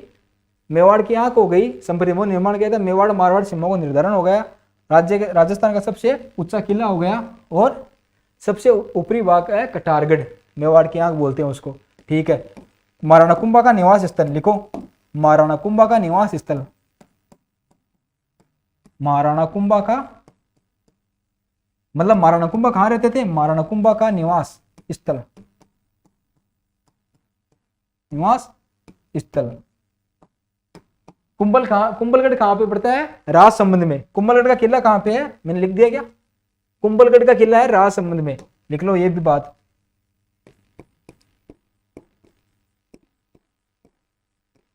ठीक है साथियों, ये इतनी बातें कुंभलगढ़ किले के बारे में आपको ध्यान में रखनी है। उसके बाद में हम पढ़ेंगे अचलगढ़। कहां पे है अचलगढ़? सिरोही के अंदर। इसकी मुख्य बातें क्या है? इसमें देखो अचलगढ़ में कुंभा और कुंभा का पुत्र हुआ था उद्दा। क्या हुआ था? कुंभा और कुंभा का पुत्र उद्दा। तो लिखो कुंभा और उसके पुत्र उद्दा की प्रतिमा। उसके पुत्र उद्दा की प्रतिमा। यहां पे बस मुख्य बिंदु यही है कि कुंभा और कुंभा के पुत्र उद्दा की प्रतिमा यहां पे इस अचलगढ़ में है, जिसको क्या बोलते हैं? सावन भादो। ये इंपोर्टेंट है, सावन भादो। सावन भादो। सावन भादो की कड़ाई है कहां पे? बीकानेर में। तो वैसे ये भी क्वेश्चन इंपोर्टेंट बनता है कि सावन भादो की वो मूर्तियां हैं वो किसके कौन से किला में है? अचलगढ़ में। कहां पे है? सिरोही में। इसका निर्माण किसने कराया था? कुंभा ने। बसंतगढ़। बसंतगढ़ कहां पे है साथियों? ये भी सिरोही में है। बसंतगढ़ का प्राचीन नाम क्या था? वटनगर। क्या नाम था? वटनगर। मचान दुर्ग। मचान दुर्ग कहां पे है? ये भी सिरोही में है। ये भी सिरोही में है। मचान दुर्ग का निर्माण महाराणा कुंभा ने क्यों करवाया साथियों? मेर जातियों के विद्रोह को दबाने के लिए। किसके लिए? मेर जातियों के विद्रोह को दबाने के लिए। मेर जाति के विद्रोह को दबाने के लिए, लिख लो अब, मेर जाति के विद्रोह के कारण, मेर जाति के विद्रोह के कारण। ठीक है साथियों, लिखो भोमट का दुर्ग, भोमट का दुर्ग, ये दुर्ग कहां पे पड़ता है साथियों, ये पड़ता है उदयपुर में, ये पड़ता है उदयपुर में, मैं थोड़ा स्पीड से लिख रहा हूं, ये पड़ता है उदयपुर में। उदयपुर में कहां पे है, उदयपुर में पड़ता है, सॉरी उदयपुर में किस लिए बनाया गया, भीलों के विद्रोह को दबाने के लिए, किसके, भीलों के विद्रोह को दबाने के लिए, भीलों के विद्रोह के कारण, लिख लो के कारण, या दबाने के लिए लिख लो। ठीक है साथियों, ये है कुंभा के द्वारा बनाई गई दुर्ग, हमने कुंभलगढ़ पढ़ लिया, और ये जो दुर्ग है ये भी आप ध्यान में रखना थोड़ा। आगे क्या पढ़ रहे हैं साथियों, आगे पढ़ेंगे हम कुंभा के द्वारा बनाए गए मुख्य मंदिर, कुंभा के द्वारा बनाए गए मुख्य मंदिर। कुंभा स्थापत्य कला का जनक बोलते हैं, स्थापत्य, राजस्थान में स्थापत्य कला का जनक कौन, किसको बोलते हैं, महाराणा कुंभा को बोलते हैं। तो जनक बोलते हैं तो इसलिए इन्होंने विभिन्न दुर्गों का निर्माण करवाया था, विभिन्न मंदिरों का निर्माण भी करवाया था। श्यामलाल दास जी तो कहते और है, भीलवाड़ा के कवि हुए थे श्यामलाल दास जी, कवि राजा की उपाधि दी थी उसने। हम आगे बढ़ेंगे, मेवाड़ के सज्जन सिंह ने श्यामलाल दास को कवि राजा की उपाधि दी थी। वो कवि राजा श्यामलाल दास बोलते हैं कि राजस्थान में 84 दुर्ग हुए थे, उनमें से 32 दुर्गों का निर्माण किसने कराया था, हमारे कुंभा ने करवाया था। तो लिखो, क्या लिखो, रणकपुर का जैन मंदिर, रणकपुर का जो जैन मंदिर है वो महाराणा कुंभा के काल में दारणक शाह नामक जैन व्यापारी था। दारणक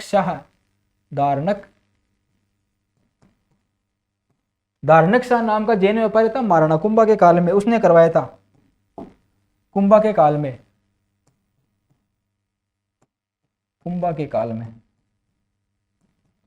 ये जो रणकपुर का जैन मंदिर है, ये जैन मंदिर है, रणकपुर के जो मंदिर है ये जैन मंदिर। रणकपुर कहाँ पे है, पाली में। कहाँ पे साथियों, पाली में। ये तो मंदिर कहाँ पे है, पाली में। इस मंदिर के बारे में खास क्या बात है, देखो इस मंदिर के बारे में खास ये बात है कि इसमें 1444 स्तंभ है, 1444 स्तंभ है, इसलिए इस मंदिर को स्तंभों का वन भी कहा जाता है। क्या कहा जाता है साथियों, स्तंभों का वन। तो यहाँ पे आप लिख लो स्तंभों का वन, स्तंभों का वन। तो स्तंभों का वन कौन से मंदिर को कहा जाता है साथियों, रणकपुर के जैन मंदिर को। कहां पे, पाली में। निर्माण किसने कराया था, दारणक शाह ने निर्माण करवाया था साथियों। ये मुख्य इसकी बातें। आगे आएगा कुंभ स्वामी मंदिर। कुंभ स्वामी मंदिर देखो, कुंभ स्वामी मंदिर चित्तौड़ में भी है, कुंभ स्वामी मंदिर चित्तौड़ में भी है, उदयपुर में भी है और बसंतगढ़ में भी है, बसंतगढ़ में भी है। ये भी कुंभा ने बनाया था। ये किसको, भगवान किसको समर्पित है, भगवान विष्णु को समर्पित है। किसको समर्पित है, विष्णु को समर्पित है। तो कुंभ स्वामी मंदिर है, चित्तौड़ में भी है, उदयपुर में, बसंतगढ़ में भी है और भगवान विष्णु को समर्पित है। स्तंभों का वन ये हमने पढ़ लिया। उसके बाद में है श्रृंगार चौरी मंदिर। श्रृंगार चौरी मंदिर के बारे में ये क्वेश्चन इंपॉर्टेंट है साथियों, इंपॉर्टेंट, ज्यादा कुछ तो नहीं इस मंदिर के बारे में, इसका ये नाम इंपॉर्टेंट है कि श्रृंगार जो चौरी मंदिर है इसका संबंध है। तो ये संबंध है जैन से, ये एक जैन मंदिर है। क्या मंदिर है साथियों, जैन मंदिर। इसका निर्माण यह है जैन मंदिर। तो बस इतना याद रखना श्रृंगार चौरी मंदिर के बारे में, इसका संबंध किससे है, ये एक जैन मंदिर है श्रृंगार चौरी मंदिर। तो यह कुंभा के प्रमुख मंदिर थे, पाली में जो थे दारणक शाह ने बनाया था ये जैन मंदिर। उसके बाद में प्रमुख ग्रंथ, कौन कौन से ग्रंथ हुए कुंभा के, देखो सबसे पहले हुआ काम प्रबोध। कुंभा एक अच्छा संगीतज्ञ था, वीणा वादक था, कवि भी था। काम प्रबोध एक था पहला। दूसरा था सुधा प्रबंध।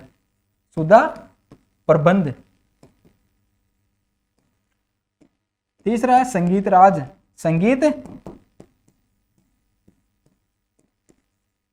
चौथा है संगीत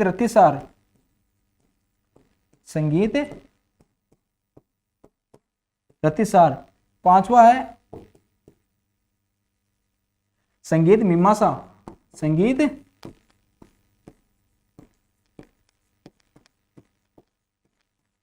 कौन कौन से हो गए? काम प्रबोध, सुधा प्रबोध, संगीत राज, संगीत रतिसार, संगीत मीमांसा, और कौन सा हो गया? संगीत मीमांसा हो गया, संगीत राज हो गया, संगीत रतिसार हो गया, काम प्रबोध, सूद प्रबोध। ये इतने कुंभक के ग्रंथ। एक क्वेश्चन आता है संगीत सार, क्वेश्चन आता है संगीत सार।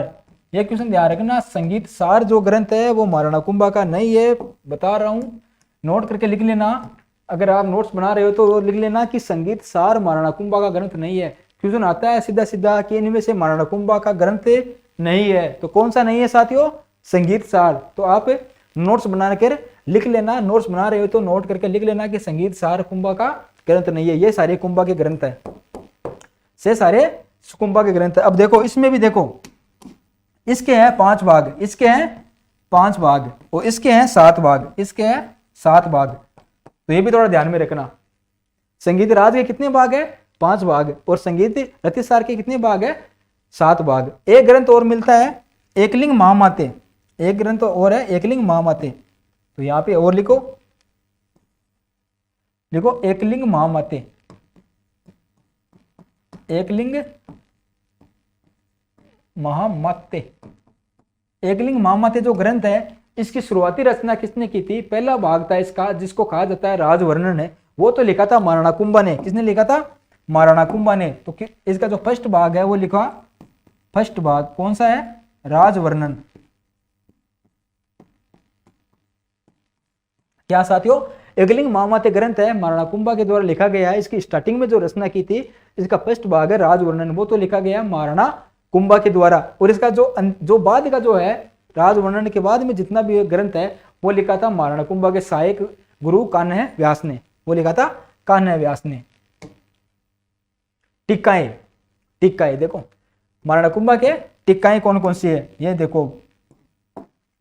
गीत गोविंद की टीकाएं कौन सी है? जयदेव ने लिखी थी, जयदेव। इसके कौन से है? जयदेव, जयदेव। रसिक प्रिया, रसिक प्रिया मैंने अभी बताया था ना, जब हम राणा अमीर पढ़ रहे थे, सिसोदिया वंश की स्थापना पढ़ रहे थे, तभी मैंने बताया था ना कि वीर राजा की उपाधि दी गई है रसिक प्रिया की, जयदेव टीका, जयदेव की रसिक प्रिया में बताया था ना आपको। बस वही है गीत गोविंद की टीका। इसके बाद में देखो चंडी शतक पर टीका, चंडी शतक पर टीका, बाण भटकी है ये, बाण भटकी। तो ये बहुत इंपॉर्टेंट क्वेश्चन है, दोनों के दोनों ही, इसको स्टार लगा के लिख लेना। चंडी शतक पर टीका किसने लिखी थी? बाण भट्ट ने। और गीत गोविंद है जयदेव की रसिक प्रिया। अगला देखो, अगला है दरबारी विद्वान। कौन सा है साथियों? दरबारी विद्वान। कि महाराणा कुंभा के दरबार में कौन कौन से विद्वान रहा करते थे? तो सबसे पहले आता है कान्हा व्यास का नाम आता है। सबसे पहले नाम किसका आता है? कान्हा व्यास का। वो भी मैंने बताया था आपको कि कान्हा व्यास जो कौन थे? एकलिंग महामाते ग्रंथ की राजवर्णन के बाद में लिखने वाले जो थे वो कान्हा व्यास थे। और कान्हा व्यास महाराणा कुंभा के सहायक गुरु थे। कौन थे? सहायक गुरु, सहायक गुरु। और आप आगे लिख सकते हो एकलिंग महामाते ग्रंथ की रचना, एकलिंग महामाते ग्रंथ की रचना, ग्रंथ की रचना। ठीक है। अगला देखो मंडन। अगला कौन है? मंडन। ये मंडन क्या करता था? मंडन था वास्तुकार, मंडन था वास्तुकार। इसका एक है राजवल्लभन, राजवल्लभन, एक था रूप मंडन। ये दो इसके ग्रंथ है, या जो इनके रूप मंडन, ये दो इनकी पुस्तकें हैं, राजवल्लभन, राजवल्लभम और रूप मंडन। इसके बारे में मूर्ति कला के बारे में बताया गया है। इसके बारे में रूप मंडन में किसके बारे में? मूर्ति कला के बारे में, मूर्ति कला के बारे में।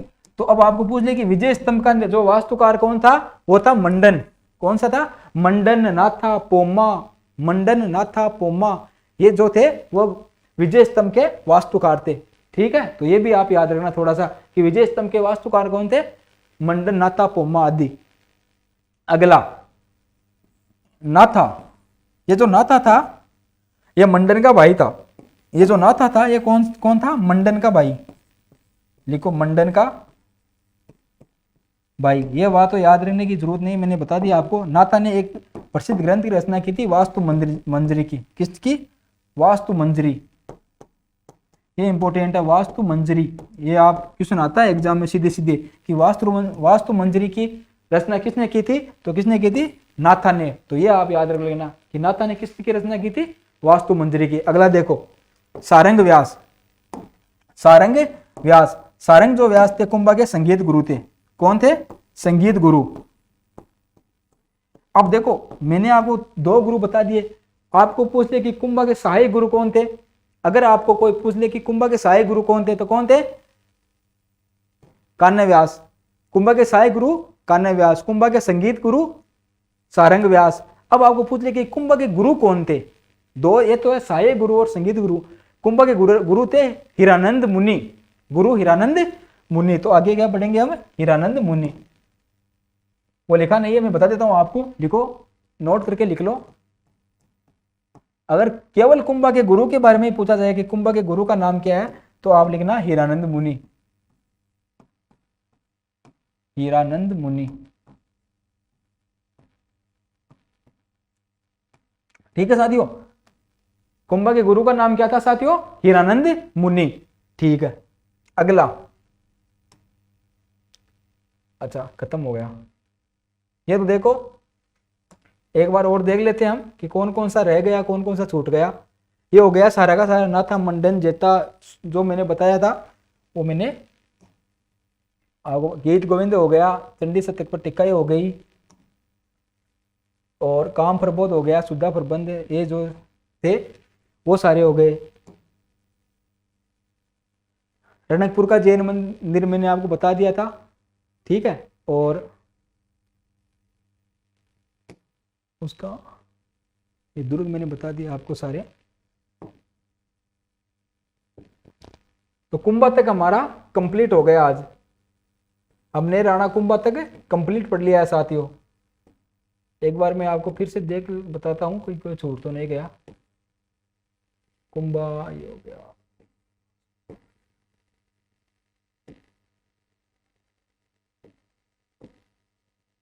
ठीक है साथियों। कुंभा तक हमने पढ़ लिया कंप्लीट। कुंभा तक साथियों हमने कंप्लीट कर लिया हमारी क्लास। आगे हम जो पढ़ेंगे कुंभा के बाद में जो शासक पढ़ेंगे वो पढ़ेंगे हम कल। ये देखो हमारे प्रेम क्लासेज का जो है दिया गया है लोगो। तो आप प्रेम क्लासेज पे लगातार बने रहिए और इतिहास की जो चल रही है सीरीज उसके साथ में भी लगातार जुड़े रहिए। धन्यवाद। जय हिंद, जय भारत।